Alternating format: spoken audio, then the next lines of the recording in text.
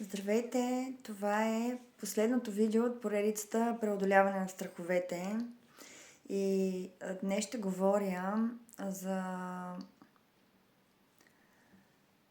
това, че най-силната защита всъщност е дълбоката вяра в Божественото. Дълбоката вяра в това, че ние сме безсмъртни, в законите на Твореца, в убеждението, че свободната воля е ненакърнима и че не може да ти се случи нещо, за което ти по някакъв начин не си дал своето съгласие в твоя живот.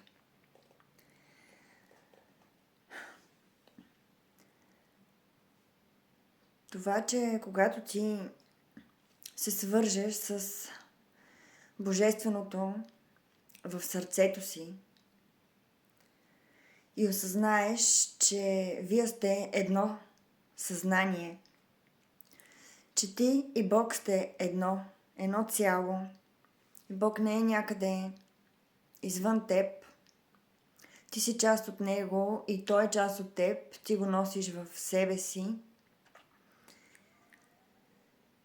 И когато приемеш този Бог за твоята истинска, дълбока същност и започнеш да присъстваш в тази твоя божествена същност, никой и нищо не може да те нарани. Защото твоята вибрация се променя и ти излизаш от вярването, че си просто едно човешко същество, което може да бъде наранено, което може да умре и да спре да съществува, че Бог е далече и когато ти опознаеш този Бог в себе си, осъзнаеш, че вие сте едно и винаги сте били и винаги ще бъдете, че ти си Негово продължение, дошло тук на земята да се учи, да се развива и че ти самия си Бог и говориш от съзнанието на Бог.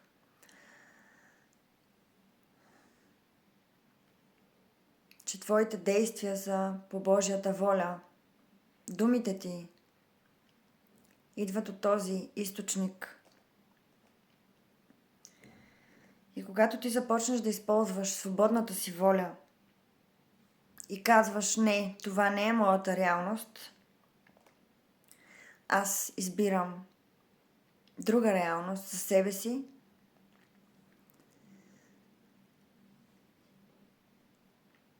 когато това се случи, ти осъзнаваш, че няма нищо отвън, което да може да те нарани, че няма ситуация, която ти да не можеш да преминеш през нея, да не можеш да се справиш с нея. Осъзнаеш силата си и дори да има нещо отвън, което да се появи, нещо негативно поляризирано, било то човек или ситуация, тя е дошла за да те научи, да ти помогне да израснеш, да се развиеш и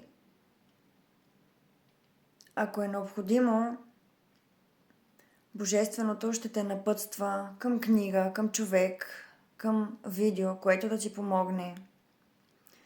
Но когато ти си с тази силна вяра в себе си и с това знание в себе си, че ти си част от Бога и Бог е част от теб, няма нищо, което да те нарани и което да те спре по пътя. И да, може да те е страх. И мен ме е страх. Но аз избрах да действам въпреки страховете си. И затова се развивам и нещата започват да се случват все по-добре и все по-добре в моя живот. Страховете ни крият врати, зад които всъщност има, когато прекрачим през тях, преодолеем този страх, има за нас благословии, има за нас щастие, има за нас развитие и растеж. Така че, когато имаш това знание, ти усещаш с цялото си същество, че ти си защитен и нищо не може да те сломи и няма какво да ти се случи толкова лошо и непоправимо, колкото всъщност страхът те кара да си го представяш. Надявам се да ви бях полезна с тази поредица. Може да се абонирате за YouTube канала ми или за TikTok канала ми също, където да изгледате. Също така, ако имате затруднения да се справите с вашите страхове, може да ме потърсите за консултация с моята авторски метод в 3 сесии за преодоляване на страховете, за който също съм обяснила в каналите си. Може да се свържете с мен на имейла, който ще оставя под видеото.